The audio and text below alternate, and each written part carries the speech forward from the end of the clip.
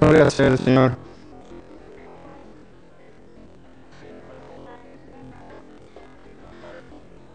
Quiero anunciarle antes de que empecemos que hay una radio en Andalucía, España, que manda saludos a la congregación aquí, así que quiero aprovechar, nos están escuchando en vivo. Me llama Andalucía. Y ahora, Dios, mi amable Padre. Así que le enviamos cariños, le queremos agradecer por ese saludo. Daniel capítulo 12, vamos a estar enfocados en el versículo 2. ¿Saben qué? No voy a decir absolutamente nada. Pensaba terminar Daniel 12 la semana pasada y nos enfocamos nada más en el primer versículo. Vamos a tratar en esta tarde pues de tratar de terminarlo, no porque queramos terminar rápido, sino porque hay otros mensajes que están preparados para que yo creo que van a traer muchísima bendición para cada uno de nosotros. La historia de la humanidad, basado en lo que vemos aquí y hemos estado observando en Daniel, en este hermoso libro, la historia de la humanidad ha estado marcada desde el mismo inicio con lo que es la tragedia.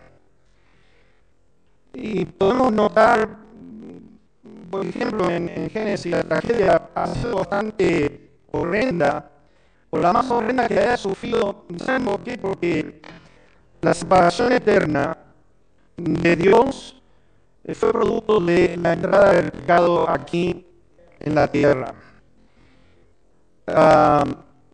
Pablo viene a decir que estamos muertos en delitos y pecados. La tierra, nos dice el Señor allí en Génesis, que quedó bajo maldición. En estar bajo maldición observamos guerras, homicidios, crímenes, un mundo que a partir de ese momento nos dice el Señor más adelante de que ama más las tinieblas, es decir, ama más todo aquello que tenga que ver, que promueva, que satisfaga una vida inmoral. Y vemos eso que en los días de hoy la imagen de Dios que él había dicho allí en el capítulo 1, verso 26-27, hagamos al hombre a nuestra imagen y semejanza. Vemos de que esa imagen quedó completamente destruida y entonces manifiesta lo que es la imagen del diablo. Pablo lo pone de esta manera en cuanto a los tiempos que vienen en camino. ¿Saben? La Biblia nos dice claramente que las cosas van a ir de mal en peor. Y empezamos a observar personas, sobre todo en esta temporada, no solamente en esta nación, pero en otras naciones también que están celebrando elecciones, donde la población está poniendo su esperanza en personas que vez tras vez nos demuestran a nosotros que su inclinación cada vez es más por las cosas del mal. Jesús, hablando de su segunda venida, hizo la siguiente pregunta y vean atención a esto. Cuando el Hijo del Hombre venga, ¿habrá fe en la tierra? ¿Va a encontrar fe en la tierra? Y dado que todo va a ir de mal en peor antes de su venida, la iglesia, de acuerdo a lo que nos dice en el libro de Apocalipsis, no va a estar en su mejor momento. Va a ser una iglesia, de acuerdo a lo que nos dice allí, que va a estar en una condición tibia, en una condición que Dios viene a ser segundo. Hay otros programas que están por encima de él. Es una iglesia que piensa que está rica o está bien rica, y el Señor dice no eres rica. Es una iglesia que dice que no tiene necesidad de Dios, que no depende de él lo que está diciendo. Y menciona a Dios nada más que en momentos aislados, pero en sí manifiesta esa amistad con el mundo, por lo que dice en el versículo que la iglesia o el creyente sea celoso y que se arrepienta antes de su venida. En mirar la condición del mundo, y basado en lo que estamos por ver ahora aquí en este versículo número 2 de Daniel 12, saben, el diablo y el sistema del mundo ha ganado muchísimo terreno. Es un sistema que tiene planes, está bien planificado, bien ordenado, es un plan cuyos objetivos y metas los están alcanzando. Vemos un sistema escolar que en estos momentos hay que tener muchísimo, pero muchísimo cuidado con nuestros niños, estar cercanos a ellos, porque la promoción que están manifestando los homosexuales y las lesbianas es una cosa que da miedo. Y sabes, tristemente, en esta congregación hemos visto a 3 familias en las cuales nos han dicho los padres, nuestros hijos están inclinados ahora homosexuales o lesbianas. Y uno dice, estuvieron en la iglesia, ¿qué pasó? Una vez que se le da cabida al enemigo, créanme que va a ser sucederlo. El mundo, a medida que deja y permite cada vez más, lo único del enemigo es traer destrucción en la familia, destrucción en el ser humano. Y dice que Dios entonces va a enviar sobre el mundo entero, nos dice, estos juicios que vienen en camino, de los cuales hemos estado hablando, que ni aún así se van a arrepentir de las obras de sus manos. Dice la palabra de Dios que ni dejaron de adorar a los demonios, siguieron en sus homicidios y hechicerías, en sus cultos. Y si no fuera por la intervención directa de Dios, créanme, este planeta quedaría completamente devastado, destruido por completo. Hemos estado viendo con respecto a 7 años específicos, los cuales menciona Daniel. Daniel está diciendo que estos 7 años se van a dar inicio con la firma de un pacto entre la nación de Israel y aquellos países que van a entregar. Yo me imagino que va a ser sobre todo con los países árabes.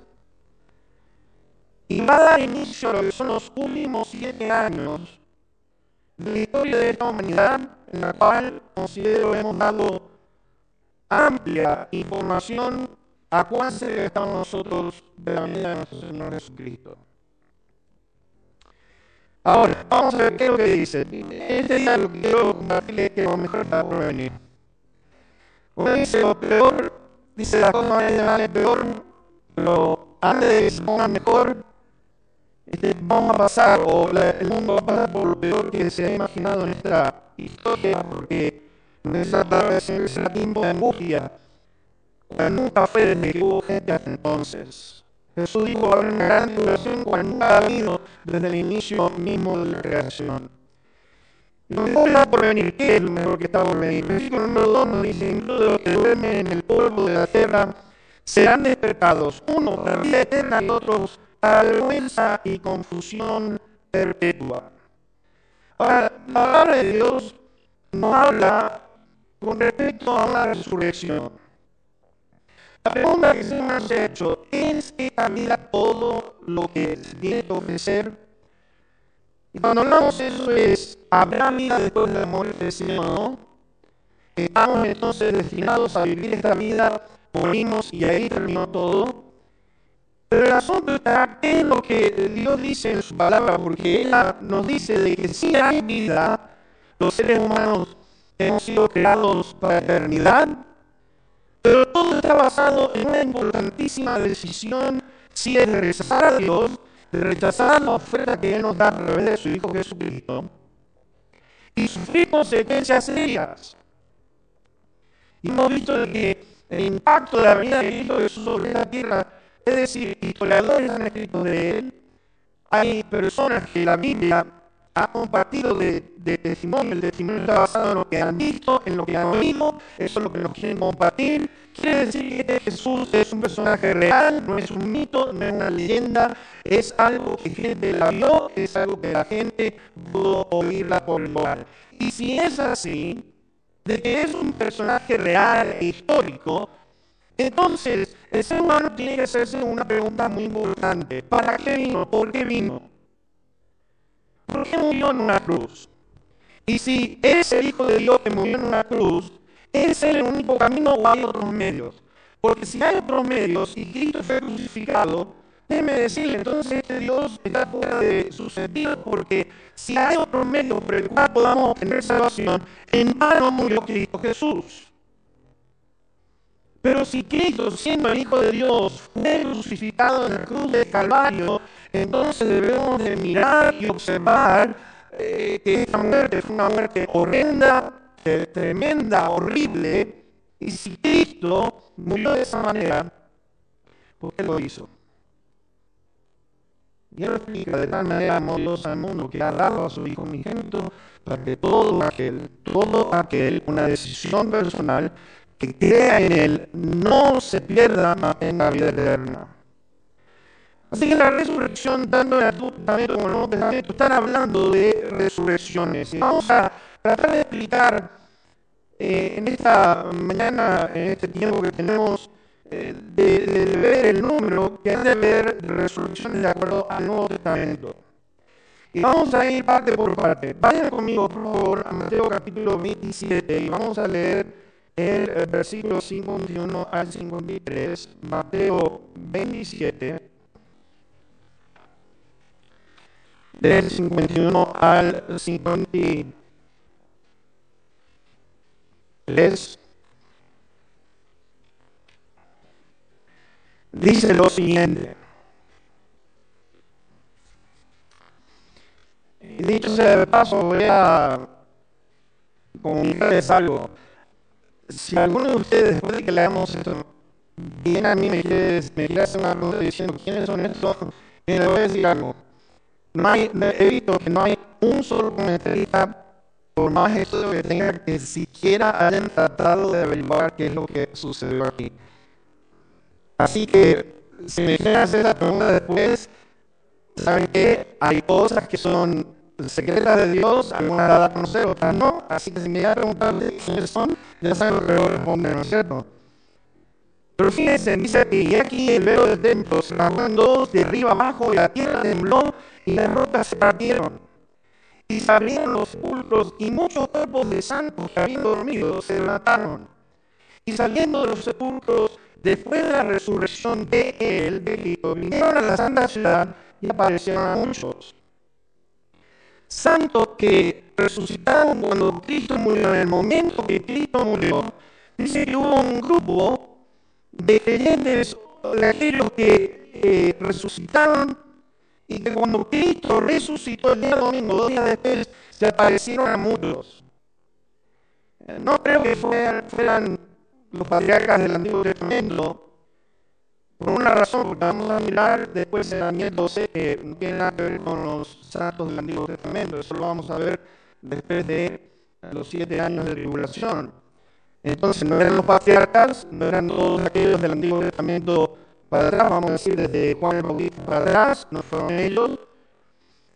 Una de las cosas que yo noto es que si fueran los patriarcas, lo hubieran reconocido, cuando Cristo Jesús se transfiguró, los discípulos inmediatamente reconocieron a Moisés y a Elías.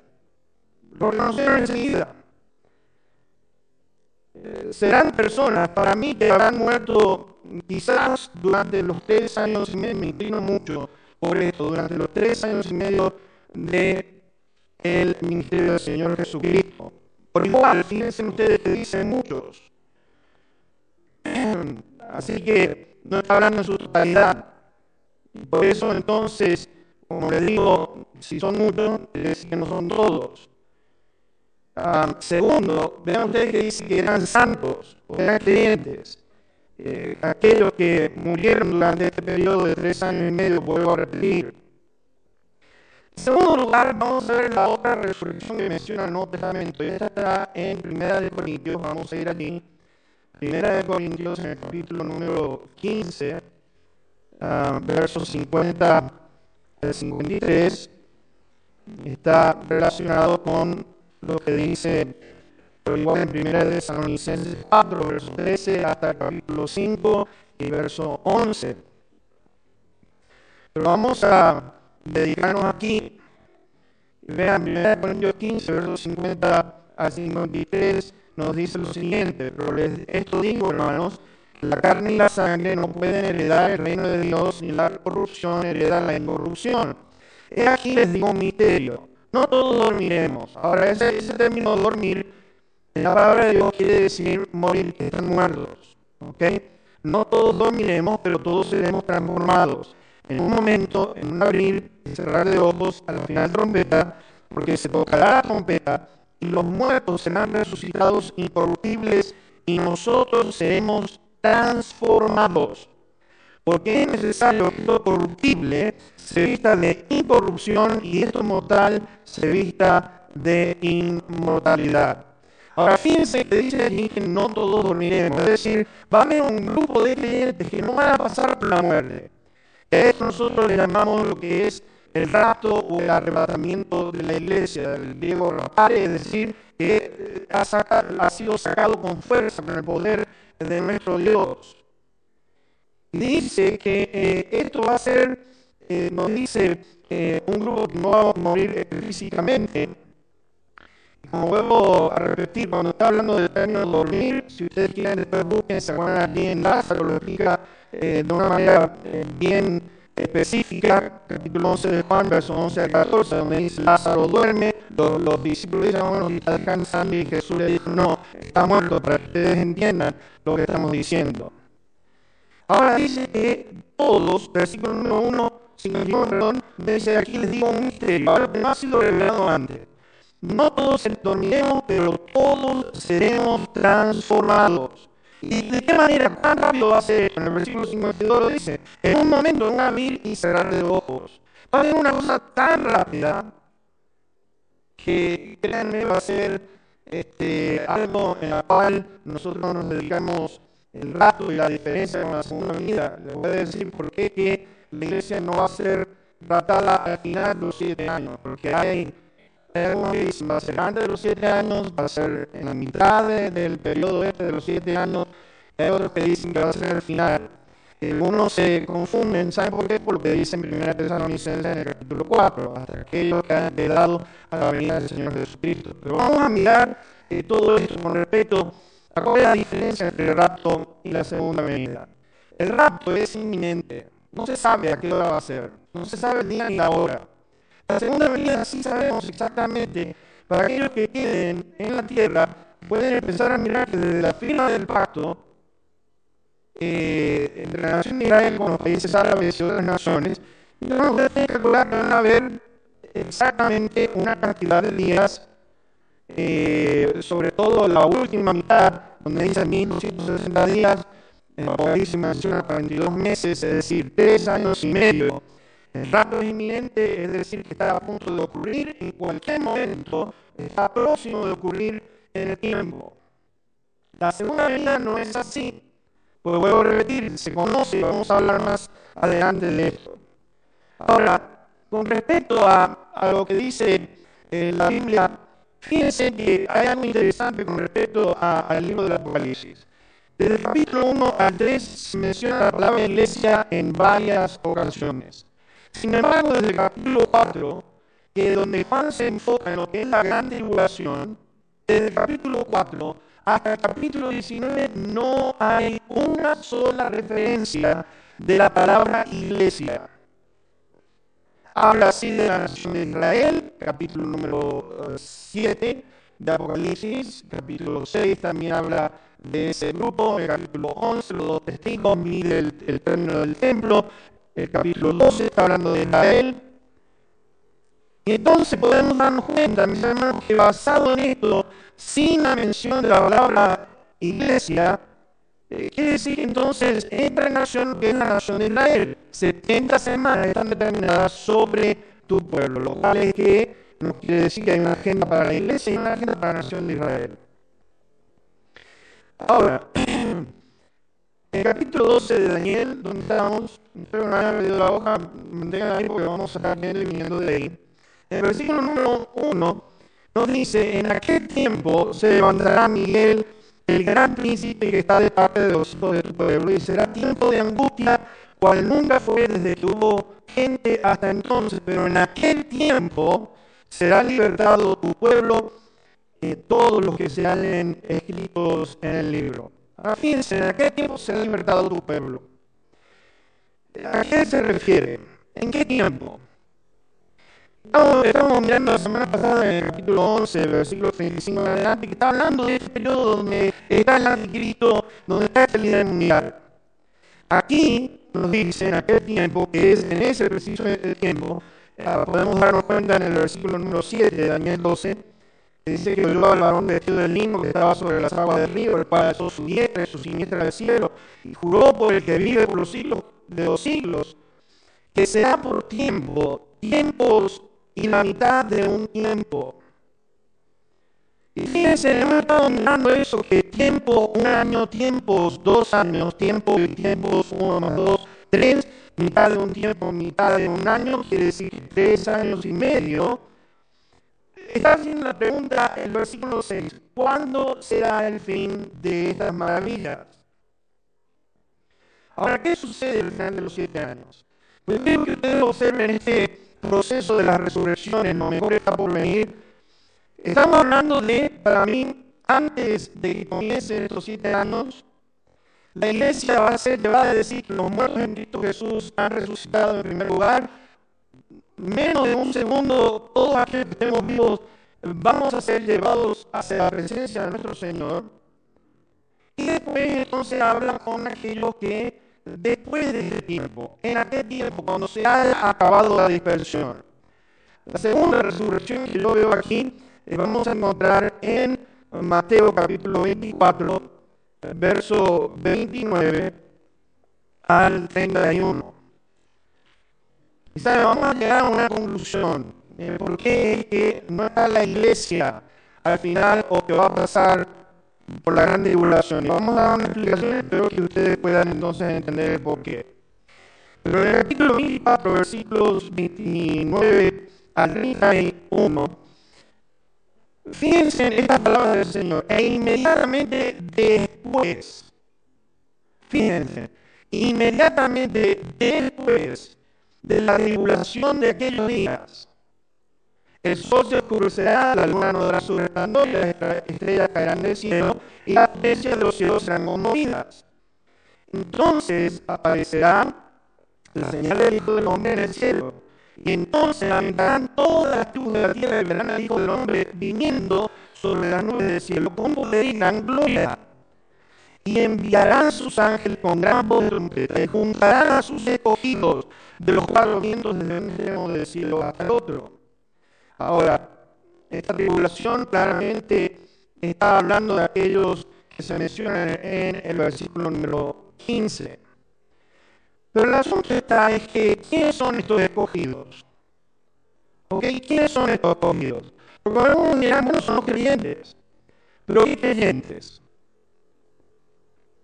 Van a haber creyentes dentro de ese periodo, van a haber un grupo de personas que van a recibir a Cristo Jesús. Y está hablando de los escogidos durante ese periodo de esos 7 años, sobre todo, más en particular de los últimos 3 años y medio. Porque hemos visto que va a haber una persecución tremenda. La gente va a tener que dar su vida. Nos dice eso Apocalipsis 7. ¿Quiénes son estos y de dónde han salido? Estos son los que han salido de la gran tribulación. Están ahora delante del trono del Cordero. En el capítulo 6, ¿cuándo vas a vengar a nuestra sangre? Está hablando precisamente también de aquellos creyentes que van a estar durante este periodo. Por eso es que aquí dice que va a juntar a su escogido desde los 4 vientos, desde un extremo del cielo al otro. Está hablando con ese grupo en mente.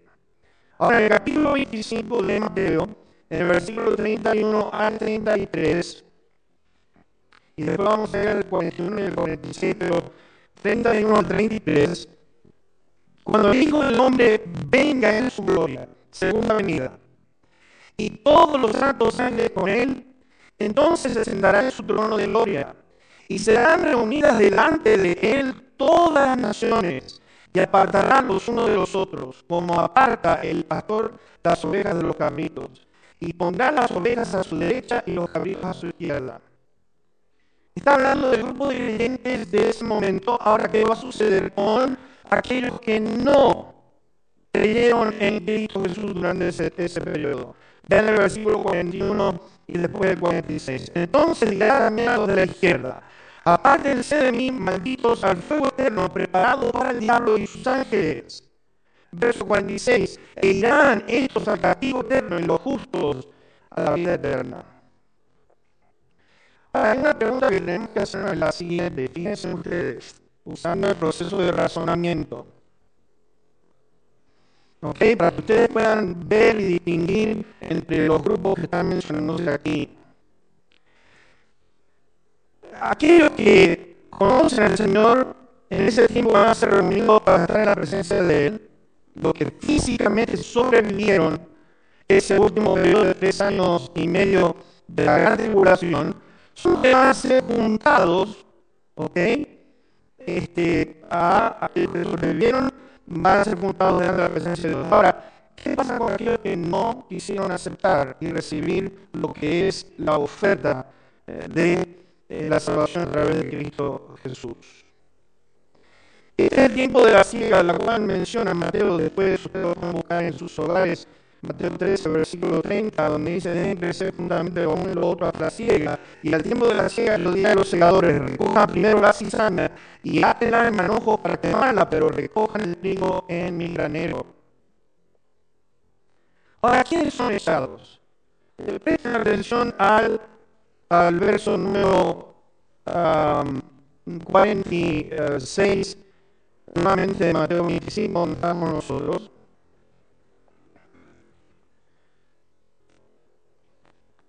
Dice: irán estos al castigo eterno y los justos a la vida eterna. Ahora, veamos lo que dice Apocalipsis, porque vamos a estar viendo y déjenme decir que generalmente no estamos últimamente dándole tantas citas bíblicas, pero yo creo que son necesarias para que ustedes puedan entender lo que está sucediendo aquí. Vamos a ir en Apocalipsis 14 y leamos del verso 9 al 11. ¿Quiénes son los que van a ser echados en ese momento al lago de fuego o al mismo infierno? Capítulo 14 Apocalipsis, verso 9 al 11 dice: el tercer ángel lo siguió diciendo a gran voz: si alguno adorare a la bestia de su imagen y recibe la marca en su frente o en su mano, él también beberá del vino de la ira de Dios, que ha sido vaciado puro en el cáliz de su ira, y será atormentado con fuego y azufre delante de los santos ángeles y del Cordero. Y el humo de su tormento sube por los siglos de los siglos, y no tiene reposo de día ni de noche los que adoran a la bestia y a su imagen, ni nadie que reciba la marca de su nombre. Después en el versículo 14 de ese mismo capítulo en adelante dice lo siguiente: miré y he aquí una nube blanca, y sobre la nube uno sentado semejante al Hijo del Hombre, que tenía en la cabeza una corona de oro y en la mano una hoz aguda. Y del templo salió otro ángel clamando a gran voz al que estaba sentado sobre la nube: mete tu hoz y ciega, porque la hora de cegar ha llegado, pues la miel de la tierra está madura. Y el que estaba sentado sobre la nube metió su hoz en la tierra, y la tierra fue cegada. Salió otro ángel del templo que está en el cielo, teniendo también una hoz aguda. Y salió del altar otro ángel que tenía poder sobre el fuego, y llamó a gran voz al que tenía la hoz aguda, diciendo: mete tu hoz aguda y vendimia los racimos de la tierra, porque sus uvas están maduras. Y el ángel arrojó su hoz en la tierra y vendimió la viña de la tierra y echó las uvas.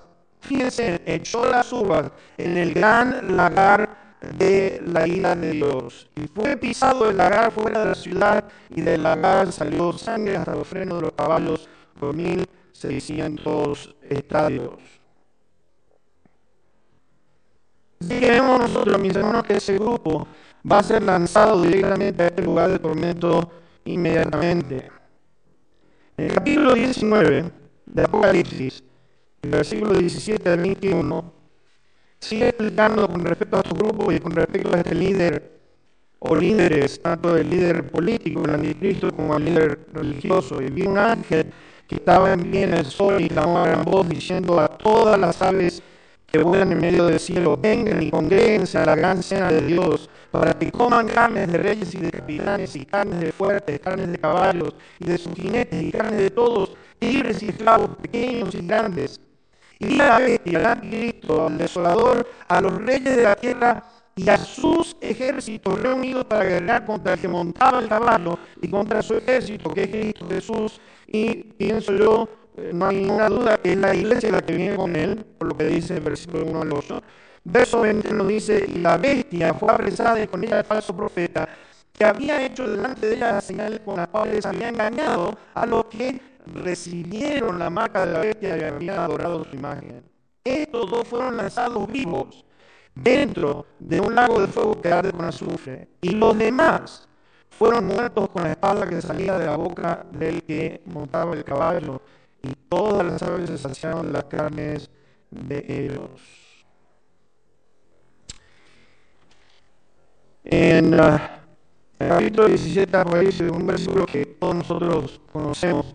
Versículo 14 nos dice que este grupo peleará contra el Cordero y el Cordero vencerá.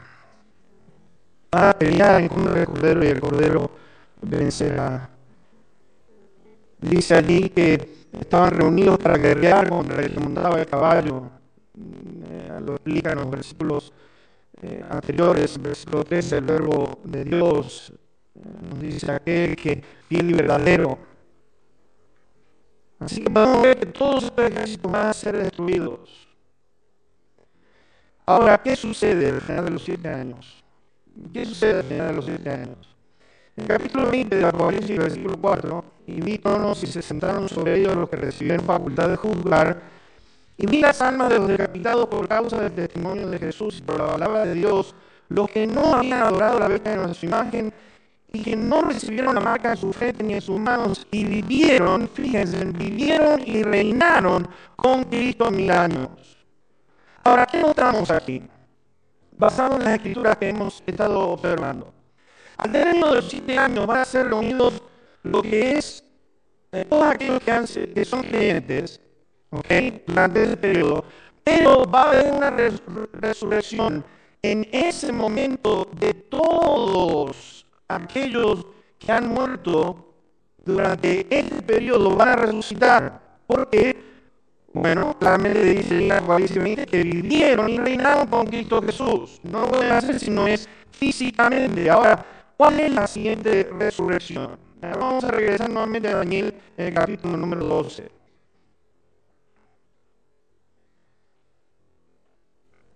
Porque, observen ustedes, en el versículo número 6, y dijo uno al varón vestido de lino que estaba sobre las aguas del río: ¿cuándo será el fin de estas maravillas? Y uno va a ser levantado, dice, van a ser despertados, uno para la vida eterna y otro para vergüenza y confusión. Entonces podemos llegar a lo que es la conclusión de este mensaje. En el versículo número 2, muchos de los que duermen en el polvo de la tierra serán despertados, uno para vida eterna, otro para vergüenza y confusión perpetua. El versículo número 12 nos dice: bienaventurado el que espere y llegue a 1335 días. Para concluir, hay algo que tenemos que mirar, es lo siguiente. Esa resurrección del último periodo de los 7 años, esa resurrección donde está incluido Daniel, ¿cuándo va a suceder exactamente? Bueno, la respuesta viene inmediatamente y le dice, por ejemplo, ¿cuándo va a ser? Fíjense en, vamos a leer el versículo número 7 para concluir el mensaje en este día, de Daniel 12, hasta el verso 13. Y oía al varón vestido de lino que estaba sobre las aguas del río, el cual alzó su diestra y su siniestra al cielo, y juró por el que vive por los siglos, que será por tiempo y la mitad de un tiempo. Y cuando se acabe la dispersión del poder del pueblo santo, todas estas cosas serán cumplidas. Y yo misma me entendí y dije: Señor mío, ¿cuál será el fin de estas cosas? Y él respondió, anda, Daniel, pues estas palabras están cerradas y selladas hasta el tiempo del fin. Muchos serán limpios y emblanquecidos y purificados, los impíos procederán impíamente, y ninguno de los impíos entenderá, pero los entendidos comprenderán. Y desde el tiempo que se ha quitado el continuo sacrificio hasta la abominación desoladora, habrá 1290 días. Ahora vamos a detenernos ahí. La abominación desoladora se cumple en la mitad de los 7 años, ¿no es cierto? Hay 1260 días. Sin embargo, fíjate que aquí el Señor está diciendo 1290 días, lo cual quiere decir que hay otros 30 días que se van a agregar. Pasan esos 1290 días y algunos dirán, bueno, ¿por qué esperar tanto? Pero después hacen una mención, la tercera, en versículo 12, que Fiebre llega a 1325 días. Es decir, 75 días después de términos gitanos, entonces va a venir esta resurrección de la cual los santos del Antiguo Testamento y los creyentes de la gran tribulación se van a levantar para reinar con el Señor por toda una eternidad. Mis hermanos, qué momento tan glorioso, mejor está por venir. ¿Sabes? Para aquellos que no han estado escuchando los mensajes, creo que están registrados allí, se ponen en speaker.com y pueden escuchar un mensaje. Hemos dado amplia información con lo que el mundo está ejecutando en estos momentos. Esto no es cuestión de juego, esto no es un invento para quitarnos el sueño. Esto es una gran realidad y es lo siguiente. Dios ha establecido el día que creó a Adán y Eva, pero hay un día establecido en el cual todo esto malo que nosotros vemos, que está reinando sobre esta tierra, tiene un fin y tiene un punto final. Algunos se van a atrever a ir en contra de Dios como diciendo, hace mucho que viene sucediendo. Y precisamente Pedro dijo lo siguiente: los burladores de los últimos tiempos estarán preguntando cuándo va a ser, porque hace años que venimos escuchando que el Señor viene y todavía no vemos nada. Pero ¿cuál es el deseo de Dios? El deseo de Dios es que todos procedan al arrepentimiento. Pero si seguimos en este tren en el que vamos, ¿qué es lo que le espera al ser humano? Pensamos que todo va a quedar así como está. El ser humano está sin esperanza. ¿Cuándo no hemos escuchado de guerras? ¿Qué nación de las que vivimos nosotros no ha estado en alguna guerra de alguna manera u otra? ¿Cuánta gente muere por injusticia? Y si miráramos todo eso y dijéramos todo va a continuar así, ¿qué esperanza puede llegar a tener el ser humano? Es decir, todo se va a seguir pudriendo peor y peor. Pero eso no es lo que Dios dice en su palabra. Dios ha puesto un fin a todo esto. El asunto está aquel que creó los cielos y la tierra y estableció los días. Tenemos tantas horas de sol, tenemos tantas horas de noche. Tenemos las estaciones del año. La tierra se rige por una cantidad de días que va alrededor del sol. Y de ahí no se sale de su círculo. Y nosotros como seres humanos pensamos que podemos estar por encima de las leyes de Dios. Algunos nos reímos y pensamos, pero este Jesús vuelve a repetir el vino a esta tierra. Y él dijo, todo esto va a suceder. Van a haber guerras y rumores de guerras. Van a haber pestilencias, van a haber hambres. Isaías 24 nos menciona que la tierra estaba enferma y cayó enferma por causa de los habitantes de la tierra, dice allí. Y está hablando de ese periodo, los últimos 3 años y medio, donde dice que la tierra va a estar como una persona ebria, que se va a mover de su eje. ¿Se imaginan ustedes qué potencia para mover a la tierra de su eje? Lo que va a hacer esos días va a ser una cosa impresionante. Y mis hermanos, este mundo se está preparando para matar a este líder. Todo esto que está sucediendo entre nosotros es nada más que un plan elaborado por este grupo que se va a cumplir, pero se va a cumplir porque Dios así lo tiene establecido. Y lo que están haciendo está bajo el permiso de Dios antes de la venida de su Hijo Jesucristo. Cristo vino a la tierra, resucitó, murió, resucitó, ascendió a los cielos. Y te voy a decir algo. ¿Tiene Dios poder para sacarnos a la iglesia de aquí? ¿Tienes alguna duda de su poder? El que levantó a los muertos y les dio vida, al que multiplicó los panes y los peces, al que la tumba lo quiso encerrar, pero mis hermanos, la tumba tuvo que soltarlo por más piedra pesada que hayan puesto delante de ese agujero donde estaba enterrado, eso no lo pudo detener. Y este Jesús dijo que va a venir de la misma manera que ascendió a los cielos un día. Nuestro deseo es para aquellos que no tengan a Cristo Jesús, que puedan, por favor, meditar en lo que acabamos de compartir. Porque Daniel está explicando que va a haber un término a todo esto que ustedes y nosotros estamos viendo en este momento.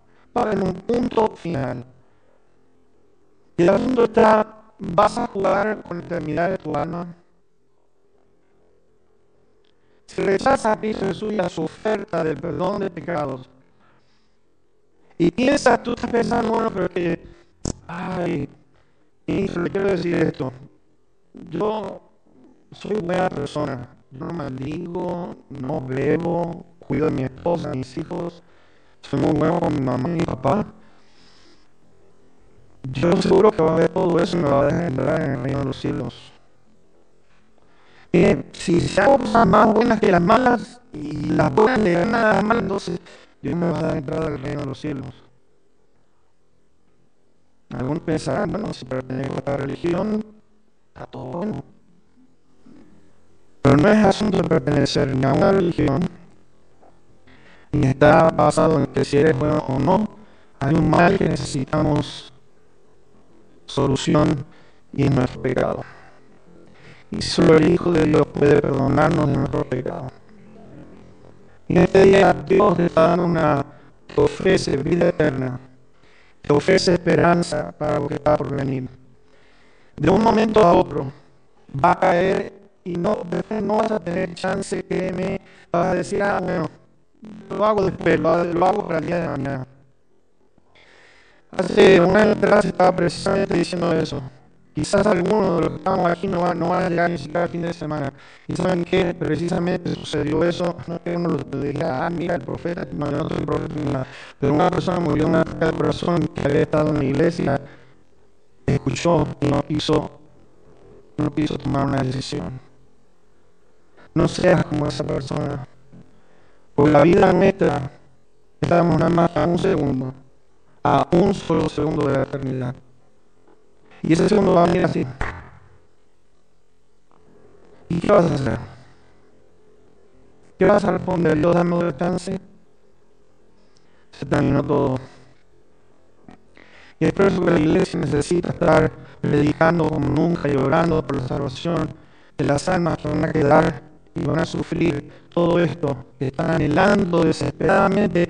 Quiero ver paz, quiero ver prosperidad económica, quiero todo esto. Va a venir sobre ellos, dice, destrucción repentina. Ahora, pueblo de Dios, ¿qué vamos a hacer? ¿Qué vamos a hacer? Tú como hijo, como hija, sabiendo que el Señor viene pronto, ¿cuál es tu deseo? ¿Cuál es nuestro deseo como iglesia? Estamos aquí, ¿saben qué? Para un día ser llamados para ir a la presencia de Dios. Ahora va a llegar un tiempo en que personas no van a escuchar de parte de la iglesia, van a escuchar de parte de esta nación a la cual Dios ha puesto sus ojos. Y van a entender que Cristo es el Mesías en tiempos bien duros y difíciles. Y sabes, son tiempos que hay que tener un cuidado, y créeme que lo que hemos estado mirando, sabes que si no lo haces ahora, ahorita se pensar que en ese tiempo sí vas a recibir a Jesús como Señor y Salvador. Cuando vas a tener que entregar tu vida por esa vida eterna. Vamos a orar en este momento. Y mi oración, mi amigo, mi amiga, si me piden a Cristo Jesús, yo te imploro. Yo no quiero hablar de ninguna religión. Yo no te quiero hablar de nada, de hacer cosas religiosas, de si haces esto, haces lo otro. Yo estoy hablando de una relación con Dios. En esa relación con Dios, Dios es Padre. Es un Padre que ama, que tiene sentimientos, que llora, que duele en ver nuestra condición como nosotros estamos. Está anhelando que puedas tomar una decisión sabia. Por eso envió a su Hijo Jesucristo está desesperado para que puedas tomar y optar por esa decisión de que si lo rechazas a Cristo, ¿qué va a hacer de ti? Mas si recibes la oferta que Él te da de perdón, vas a tener vida eterna, vas a tener el gozo de Dios. Las promesas de Dios se van a cumplir en ti. ¿Estás listo o estás listo para eso? Quizás te estés preguntando, ¿qué tengo que hacer? Y no, una cosa entre tú y Dios, no es ni con esta iglesia ni con nadie más. No me interesa tanto el asunto de la iglesia, me interesa más lo que tú vayas a hacer con Dios en este momento. Porque esta iglesia no te da a ti salvación, es Cristo el que te da la salvación. Así que tú digas, ¿qué puedo hacer? Vamos a dar nuestro submarino en el lugar donde tú estás, esto es algo entre tú y Dios, que tú puedas decir, Señor, Dios, he entendido lo que se ha dicho en este día. Y yo te quiero pedir que me perdones de todos mis pecados. Yo quiero recibir esto que se está mencionando en el día de hoy. Mi Padre Santo, la salvación está aquí a través de tu Hijo Jesús. Imploramos, bendito Padre, que toques ese corazón en este día, es nuestro anhelo, sobre todo, que puedan recibir a Cristo Jesús como Señor y Salvador.